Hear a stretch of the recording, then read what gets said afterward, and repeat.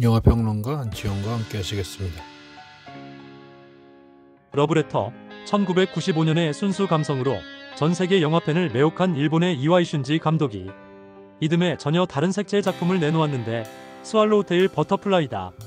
인종과 언어가 뒤섞인 일본 내의 가상도시 엔타운을 배경으로 젊은 이방인들의 남다른 삶을 그린 작품이다. 2005년 국내 개봉 이후 20년 만에 한국 영화팬을 찾는 이 영화는 제작 이후 30년이란 세월이 흘렀음에도 강렬한 주제의식과 몽환의 영상미학으로 여전히 현대적이란 평을 받는다. 이와이 슌지 감독의 작품 세계는 흔히 서정적인 화이트 이와이와 어두운 분위기의 블랙 이와이로 나뉜다. 스왈로우 테일 버터플라이는 릴리 슈슈의 모든 것과 함께 블랙 이와이의 진수로 꼽히는 작품이다.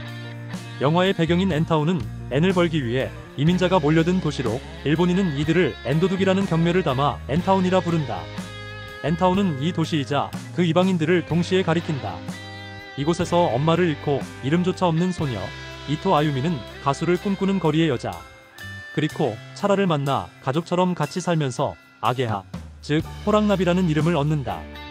위조 지폐 만드는 법을 알게 된 그리코와 아게하 일당은 자신들만의 라이브 클럽을 열고 엔타운 밴드를 결성한다. 하지만 보컬인 그리코가 스타덤에 오르며 모든 것이 흔들리게 된다.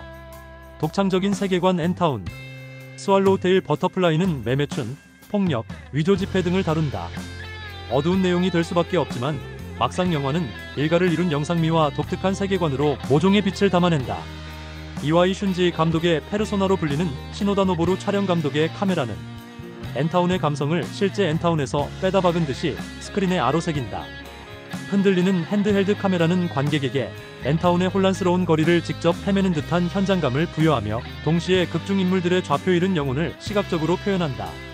자연광을 적극적으로 활용한 파스텔톤과 어둡고 힘겨운 색채가 번갈아 화면을 채우면서 근거 없는 희망과 확고한 절망이 공존하는 도시의 이중성을 슬프고도 아름답게 그려낸다. 하나의 영상 스타일을 넘어 작품 내용과 완벽하게 합체한 영화적 성취라고 하여 과언이 아니다. 첨단의 영상 언어는 주제곡 같은 마이웨이와 어색하지만 절묘하게 화합한다. 힙과 포스트모던을 합친 듯한 몽환의 영상미가 구현한 엔타운은 국적, 인종 등과 무관한 혼돈의 공간이다. 하지만 영화에서 포착한 엔타운들은 노래하는 창녀 그리코를 중심으로 순수하고 고전적인 낭만을 추구한다. 영화 속의 이 고전과 첨단의 요소는 충돌한다기보다 오히려 서로를 더욱 빛나게 만든다. 그곳은 정체성의 부재가 정체성인 극단적 포스트모던 세계이기에 마이웨이만이 정체성이 된다고 할 수 있다. 내 길을 가겠다는 의지가 내 길이 있어 본 적이 없는 뿌리 없는 그곳의 개인에겐 존재를 향한 힘으로 기능한다. 스왈로우 테일 버터플라이의 세계관은 가장 현대적인 혼돈 속에서 가장 고전적인 인간의 꿈이 어떻게 실현되는지를 보여주는 꿈의 무대를 설치한 셈이다. 소통 불능으로 대화하는 공동체. 엔타운에서는 언어의 전복적 사용이 목격된다. 분명 그곳은 일본 땅이지만 현지어인 일본어는 소수 언어로 전락하고 중국어와 영어가 지배적인 언어로 통용된다. 심지어 일본어밖에 할 줄 모르는 양키, 미국인이 등장하는 풍경은 기존 언어 권력 구조가 완전히 뒤집혔음을 확인하는 장치이다. 흥미로운 연출은 엔타운들이 단일한 지배 언어에 편입되거나 새로운 혼성어를 만들어내지 않고 각자의 언어를 고집하며 살아간다는 설정이다. 필연적으로 소통의 불완전함과 때로 대화의 단절이 일어나지만 그곳의 이방인들은 소통 불능을 감내한다. 이때 엔타운은 어떤 언어도 패권을 잡지 못하는 급진적이고 탈중심적 언어 공동체의 장이 된다. 이 공동체를 유지하는 원동력은 동일 언어를 통한 상호 이해가 아니라 함께 살아가겠다는 암묵적인 의지이다. 공식적이고 비공식적인 폭력, 경찰, 야쿠자는 일본어를 쓰는 것으로 돼 있다. 그들과 별개로 엔타운 거리의 삶은 여러 언어의 파편적인 공존 아래 이어진다. 서로 다른 언어들이 부딪히며 만들어내는 소음과 오해 속에서 엔타운들은 몸짓과 눈빛, 행동대로 결정적인 오해로 소통하고 유대를 강화한다. 이러한 구도는 모든 것이 투명하게 이해되고 번역될 수 있다는 근대적 소통 권력 체계에 대한 저항을 뜻한다. 평등하지 않다면 같은 언어를 쓰더라도 완벽한 소통이란 불가능하며 소통의 외피를 쓴 지배만이 작동할 뿐이다. 스왈로우 테일 버터플라이는 각자의 고유성을 지킨 채 공존하는 공동체를 상상한다. 언어와 권력, 주변화의 문제를 천착해 불완전한 소통이야말로 가장 진실한 관계를 맺는 방식일 수 있다는 역설을 감각적으로 역설한다. 세계 시민주의. 영화의 대립구도는 단순히 현지 주류 사회와 이방인의 갈등을 넘어 더 큰 세계 질서의 문제를 은유한다. 강력한 통화엔 혹은 다른 강력한 통화는 국경과 법률, 언어로 타자를 규정하고 배제하는 편협한 국민국가 체제와 탐욕스러운 그 패권주의를 상징한다. 반면 N을 벌기 위해 모여들었지만 결코 N 체제에 속하지 못하는 N타운의 이방인들, 즉 N타운들은 국경에 얽매이지 않는 헐벗은 세계 시민의 초상이다. 영화는 N도둑이라는 멸시의 언어, 이방인을 향한 무차별적인 폭력을 통해 N제국이 N타운을 어떻게 차별하고 혐오하는지를 드러낸다. 영화가 제시하는 해법은 N제국에 동화하는 것이거나 혹은 제국을 폭력으로 전복하는 것이 아니다. 현실적이라기보다는 영화적 해법으로 그들은 차별과 착취 속에서 더욱 단단한 그들의 공동체를 형성한다. 국적, 인종, 언어가 달라도 같은 상처를 공유하고 서로를 보듬는 유사 가족 형태는 언어와 혈연을 내세운 국민국가의 상상된 논리를 월담한다. 근대 이후 배타적인 국민국가 중심 세계 질서에 맞서 국경 없는 연대와 공감이라는 새로운 질서를 보여주는 조용한 예술적 저항이다. 위조 지폐는 지폐를 위조하지 않는다.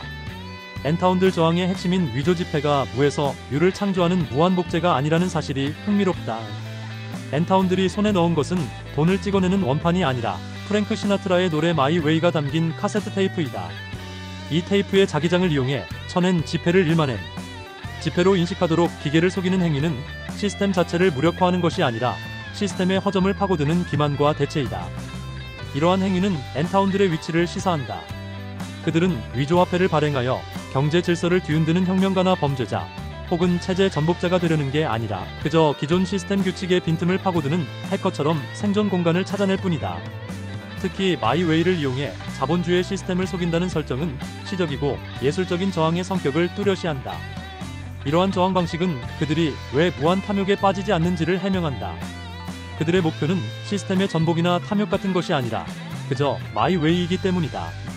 N타운이 폭력과 물신성이 지배하는 냉혹한 공간이라면 영화 속 N타운들의 음악은 N타운과 N타운을 포괄한 일본 사회에 저항하는 유일한 무기이자 인간성의 보루이다.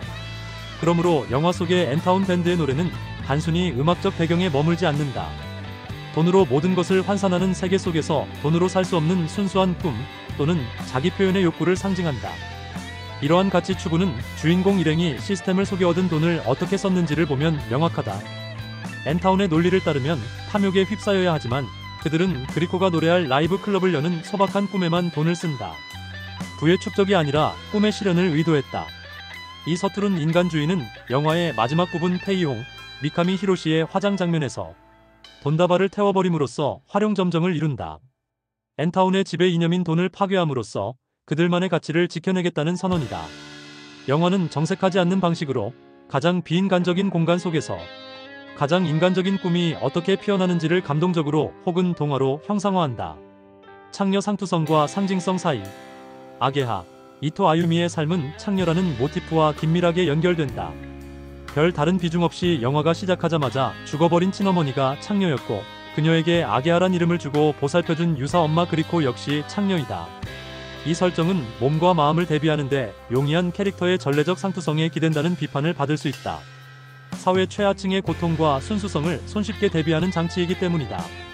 하지만 스왈로우테일 버터플라이에서 창녀가 상투성을 넘어 N타운의 본질을 드러내는 핵심 상징이란 반론이 가능할 법도 하다. 일단 창녀는 모든 것이 상품화하고 거래가 가능한 N타운 시스템, 나아가 현대사회의 극단적인 표상이다. 인간의 몸과 영혼마저 돈으로 거래되는 이곳에서 아게하는 바로 그러한 가장 원초적인 거래로부터 태어난 아이이다. 창녀가 없었으면 아게하가 없고 아게하의 스토리도 없다. 그리코는 창녀로서 단순한 피해자나 희생자가 아닌 강인한 투사이다. 그리코는 몸을 팔아 비정한 도시에서 살아남았고 나아가 아게하를 지키는 모성 또는 자매애를 발휘한다. 무엇이든 팔아야 생존하는 세상에서 몸 말고 팔 게 없다면 매춘, 성노동은 도덕적 판단을 넘어선다. 생존을 향한 강인한 의지를 지닌 투사이자 노동자로 그리코는 도덕 너머의 유머로 삶을 긍정한다. 그리코는 변신한다. 몸을 파는 창녀에서 목소리를 파는 가수가 되는 과정은 영화에서 중요한 얼개를 이룬다. 육체의 상품화에서 벗어나 예술을 통한 자기 표현으로 나아가는 바람직한 변태로 평가받을 수 있다. N타운에서 그리코 같은 인물이 자신의 존엄을 회복하고 꿈을 실현하는 유일한 길일지도 모른다.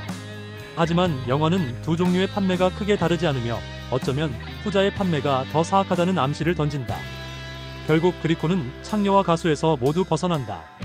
이후 마이웨이가 무엇일지는 모르지만 엔타운의 잔혹한 시스템을 뚫고 피어난 인간성의 온전을 영화의 결말로 제시하기에 창녀라는 설정이 상투성에 머문 게 아님은 분명해 보인다. 영화의 제목인 스왈로우테일 버터플라이 호랑나비는 작품 전체를 관통하는 키워드이다. 일본어 아게하와 같은 의미이기에 영화 제목이 아게하를 지목한다고 볼 수 있다. 하지만 아게하 문신은 애초에 그리코의 가슴에 있었다. 아게하의 가슴엔 그리코가 아게하 전에 애벌레를 그려줬다. 애벌레에서 번데기를 거쳐 화려하게 호랑나비로 날아오르는 변태는 엔타운이라는 척박한 땅에서 어떻게든 살아남아 다른 고양된 존재로 거듭나고 싶은 엔타운들의 꿈과 욕망을 상징한다. 두 주인공 그리코와 아게하의 가슴에 순차적으로 새겨지는 호랑나비 문신은 이 상징성을 더욱 구체화한다. 그리하여 두 여인은 살아남았고 성장했으며 마침내 비상을 준비한다.